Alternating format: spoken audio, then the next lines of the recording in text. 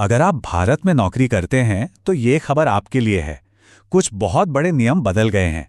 तो चलिए फटाफट समझते हैं कि आपकी सैलरी और फायदों पर इसका क्या असर पड़ने वाला है।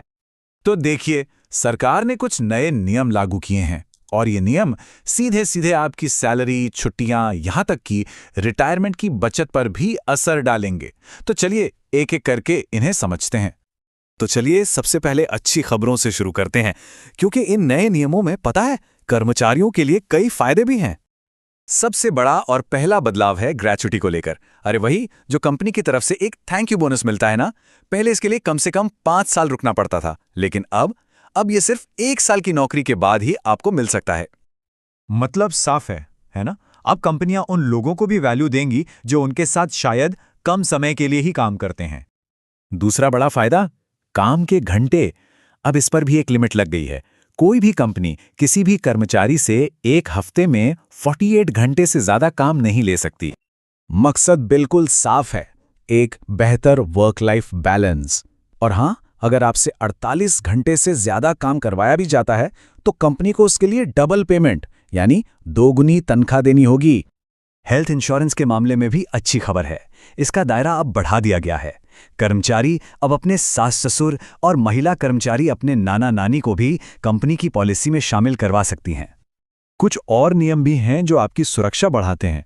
जैसे अब कंपनियों को हर महीने की 7 तारीख तक सैलरी देनी ही होगी।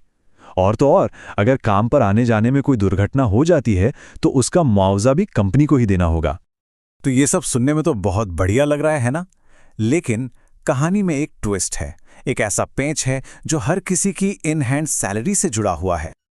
चलिए आप जरा सैलरी स्लिप के गणित को समझते हैं।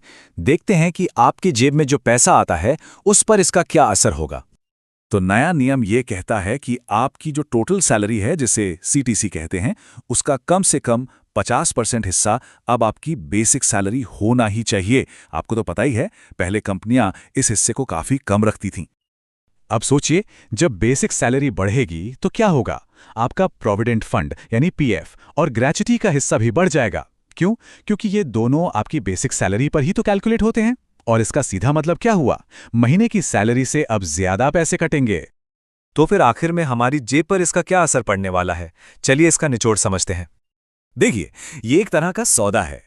आपके भविष्य की बचत, मतलब आपका पीएफ और ग्रेच्युटी, वो तो बढ़ेगा, लेकिन हर महीने जो सैलरी आपके हाथ में आती थी वो अब कम हो जाएगी। ये एक ऐसी जानकारी है जो हर नौकरी करने वाले को पता होनी चाहिए। तो सवाल अब ये उठता है, क्या बेहतर भविष्य की बचत के लिए आज जेब में कम पैसे लेना सही है?